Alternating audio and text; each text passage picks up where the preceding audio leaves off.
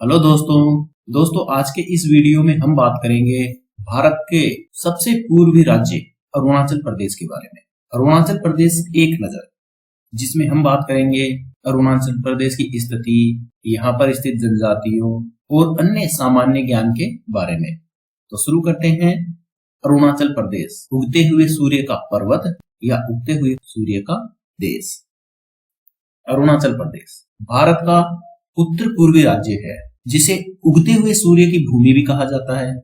यह राज्य प्राकृतिक सुंदरता, जनजातीय संस्कृति और भौगोलिक विविधता के लिए प्रसिद्ध है। अरुणाचल का अर्थ होता है उगते हुए सूर्य का पर्वत या उगते हुए सूर्य की भूमि।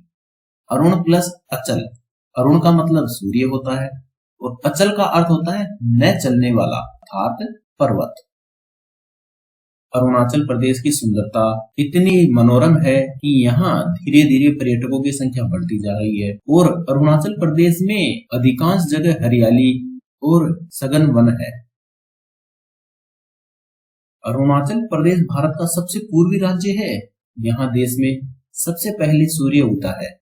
यह राज्य बायोडायवर्सिटी में समृद्ध है और इसे ऑर्किड राज्य भी कहा जाता है, क्योंकि ऑर्किड के फूलों की कई प्रजातियां यहाँ पाई जाती है।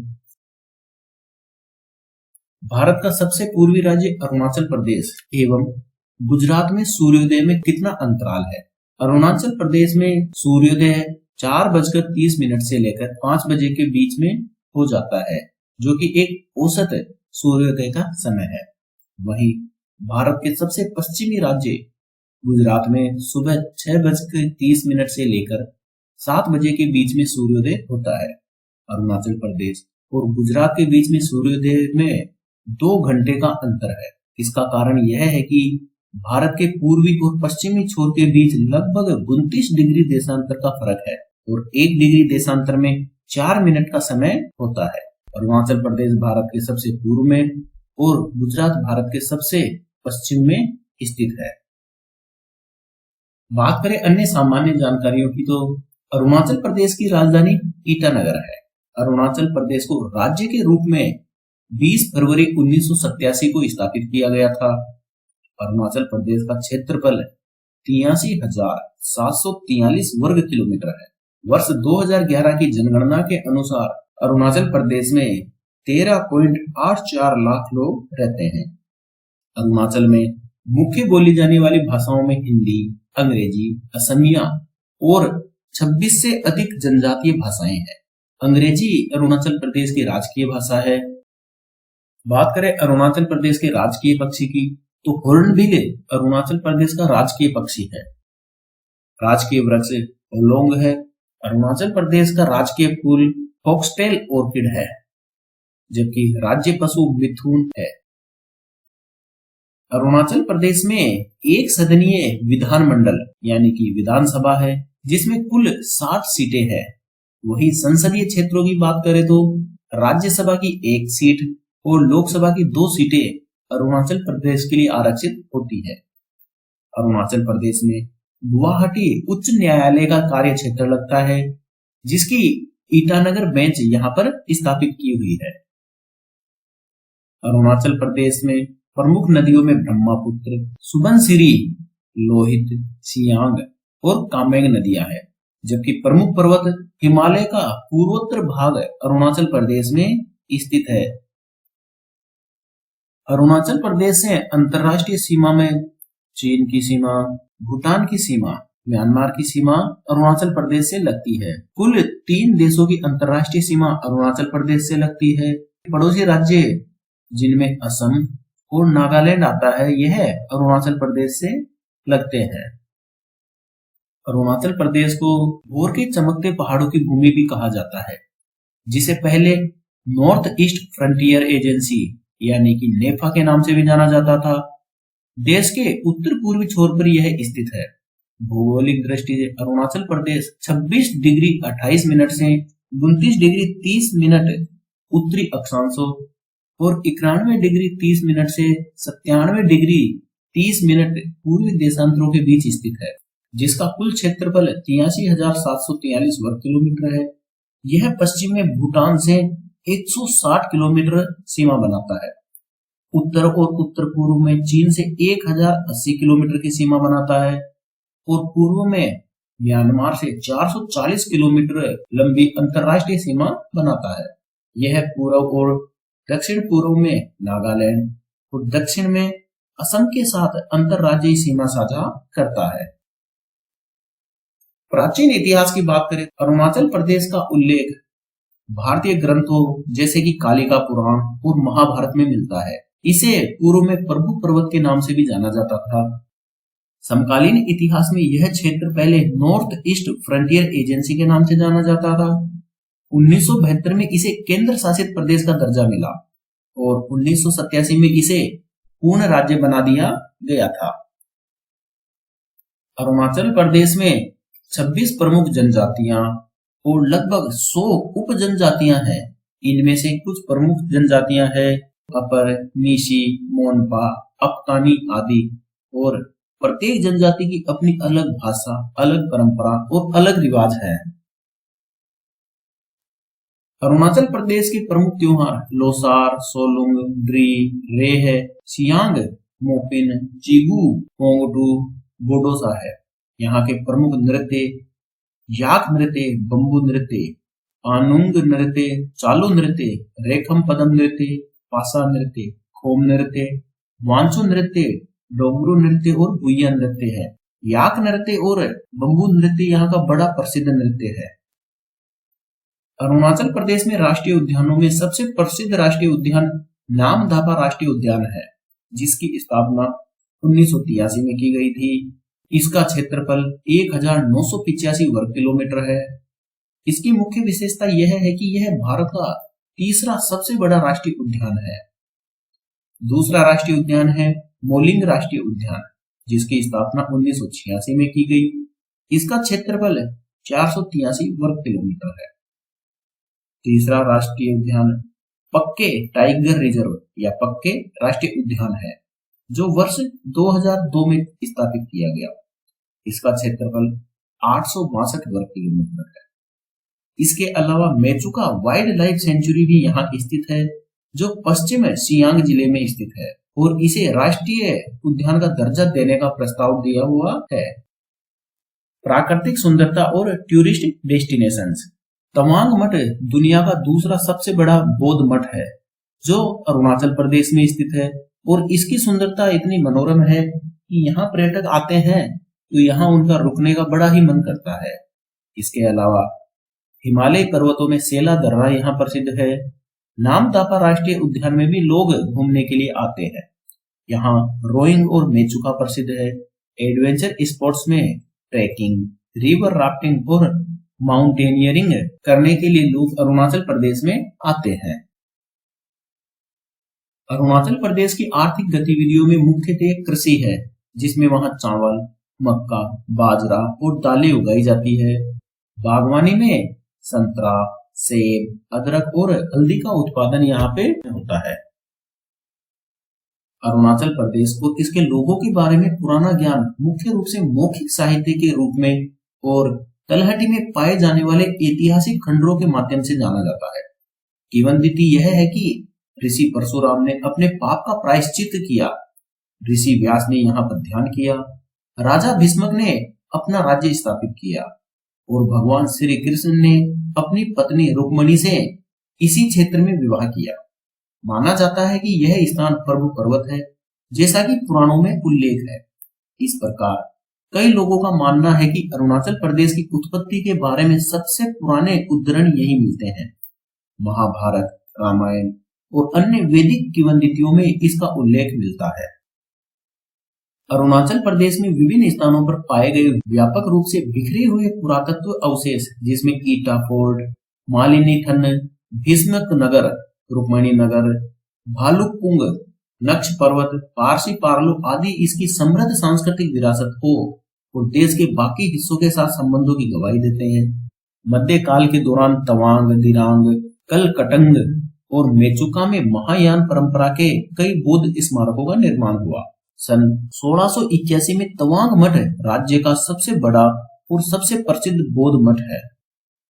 2011 की जनगणना के अनुसार अरुणाचल प्रदेश की कुल जनसंख्या 13,83,727 है, जिसमें 7,13,912 पुरुष और 6,69,815 महिलाएं हैं। यहाँ की साक्षरता दर 65.38% है। अनुसूचित जनजाति की आबादी कुल आबादी का 64.22%, जबकि 1961 में यह 88.50% थी। पिछले कुछ वर्षों में अरुणाचल प्रदेश में शहरी आबादी लगातार बढ़ती जा रही है। 1971 में जहां कुल शहरी आबादी मात्र 3.70% थी, वहीं वर्ष 2011 आते आते यह 22.94% हो गई है। 1971 की जनगणना से पहले अरुणाचल प्रदेश में किसी भी स्थान को शहरी क्षेत्र का दर्जा नहीं दिया गया था। वर्तमान में 29 शहरी केंद्र है जो जनगणना मानदंडों के अनुसार कस्बे हैं। अरुणाचल प्रदेश मुख्य रूप से एक कृषि प्रधान राज्य है, जिसकी कुल कार्यशील आबादी का लगभग 68% हिस्सा कृषि और अन्य संबंधित गतिविधियों में लगा हुआ है। बहुत कम अपवादों को छोड़कर वे पहाड़ी ढलानों पर झूम खेती करते हैं। झूम खेती एक खेत की उपजाऊ क्षमता कम हो जाने पर दूसरी जगह वे खेती करना प्रारंभ कर देते हैं। यह प्रथा उनकी संस्कृति और परंपरा में निहित है।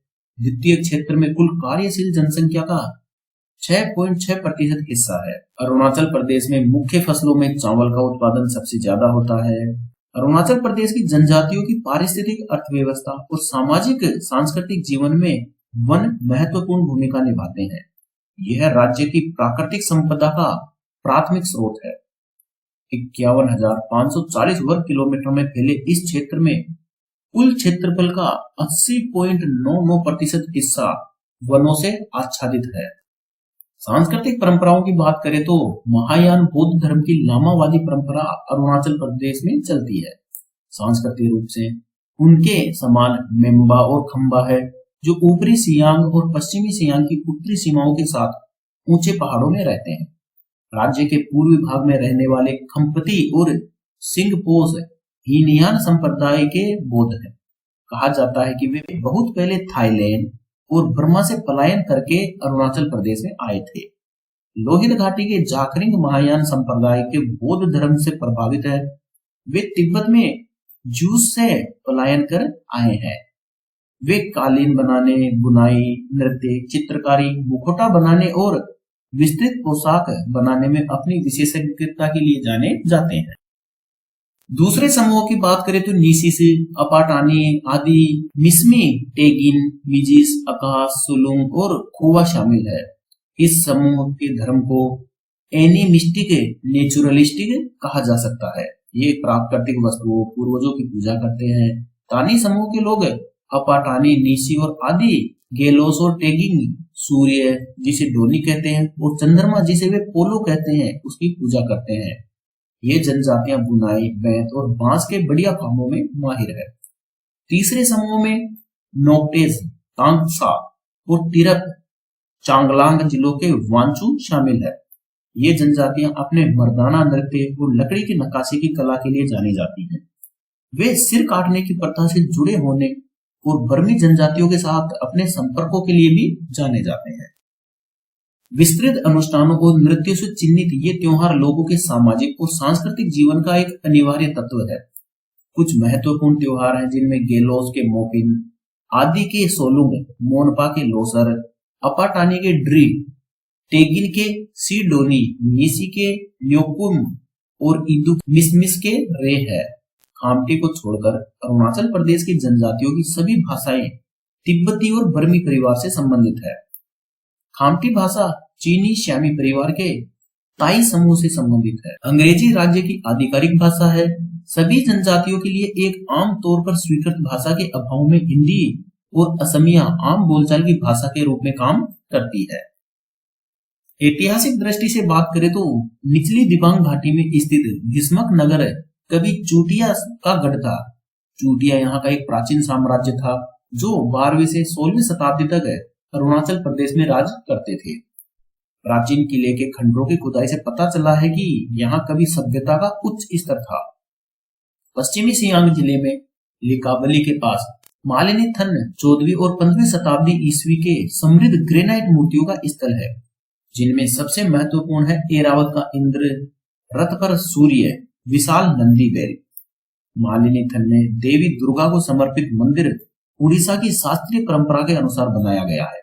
इस स्थान से जुड़ी स्थानीय किंवदंती के अनुसार भगवान कृष्ण शिशुपाल के साथ विवाह की पूर्व संध्या पर राजा भीष्मक की पुत्री रुक्मणी को हर ले गए थे, अर्थात रुक्मणी का अपहरण करके ले गए थे। यहाँ पार्वती ने माला पहनाकर कृष्ण और रुक्मणी का स्वागत किया। इस प्रकार पार्वती का नाम मालिनी पड़ा और यह स्थान मालिनीथन बन गया। लोहित नदी के निचले इलाकों में परशुराम कुंड है, जो कि एक पौराणिक स्थान है जहां ऋषि परशुराम ने अपने पापों का प्रायश्चित किया था। यह एक तीर्थ स्थल है और मकर संक्रांति के दिन बड़ी संख्या में लोग कुंड में पवित्र स्नान करने आते हैं। ईटानगर समुद्र तल से लगभग 1700 फीट की ऊंचाई पर स्थित है। 93 डिग्री पूर्वी देशांतर और 27 डिग्री उत्तरी अक्षांश के बीच स्थित है। राजधानी में राजभवन है और ईटानगर और उसके आसपास अन्य देखने लायक कई जगह है। इसके अलावा गंगा झील, प्राणी उद्यान, बोध गुम्पा, डोनी पोलो विद्या भवन एक प्रीमियर पब्लिक स्कूल है। उत्तर पूर्वी क्षेत्रीय विज्ञान और प्रौद्योगिकी संस्थान है निर्जुली में। जवाहरलाल नेहरू राज्य संग्रहालय ईटानगर में स्थित है। राजीव गांधी विश्वविद्यालय दोईमुख में स्थित है। सरकारी सुअर पालन और मुर्गी पालन फार्म निर्जुली में है। सरकारी मछली फार्म एमची दोईमुख में है। ईटा फोर्ट 14वीं से 15वीं शताब्दी में निर्मित किया गया था। यह एक प्रसिद्ध पुरातात्विक स्थल है जिसके नाम पर ईटानगर का नाम रखा गया। तवांग जिले के मुख्यालय होने के अलावा महायान बौद्धों के 400 साल पुराने मठ का निवास स्थान है। समुद्र तल से 10,200 फीट की ऊंचाई पर स्थित मठ आज भी इस क्षेत्र में बौद्धों के आध्यात्मिक जीवन का केंद्र बिंदु है। यहाँ अभी भी 500 से अधिक लामा रहते हैं। इसमें 65 आवासीय भवनों और एक मुख्य मंदिर संरचना वाला एक विशाल परिसर शामिल। यह एशिया का दूसरा सबसे बड़ा मठ भी है। तवांग मठ के अलावा इस क्षेत्र में कई अन्य मंदिर और यह छठे दलाई लामा का जन्म स्थान भी है। दलाई लामा तिब्बती धर्मगुरु है।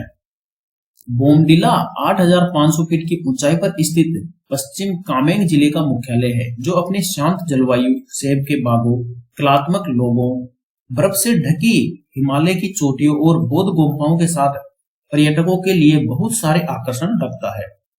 इस जगह पर एक पर्यटक लॉज, स्थानीय शिल्प को प्रदर्शित करने वाला एक शिल्प केंद्र और एक शॉपिंग सेंटर है, जहां आगंतुक हिमालय बौद्ध जीवन के स्थानीय संस्करण का पहला अनुभव प्राप्त करते हैं। दिरांग घाटी और प्रसिद्ध सेला दर्रा, जो समुद्र तल से 13,700 फीट की ऊंचाई पर स्थित है। स्थानीय स्थल दर्शन तवांग के रास्ते में आगंतुकों के लिए रोमांचकारी अनुभव है। टिप्पी में आर्किड अनुसंधान और विशाल केंद्र और आर्कियोडोरियम और शेषा दिरांग में स्थित 2 अन्य ऑर्किड संरक्षण अभ्यारण्य देखने लायक है। दोस्तों, वीडियो अच्छा लगा हो तो इसे लाइक और शेयर जरूर करें। साथ ही जो लोग जीके अभी यूट्यूब चैनल पर पहली बार आए हैं वे चैनल सब्सक्राइब करना ना भूलें। धन्यवाद।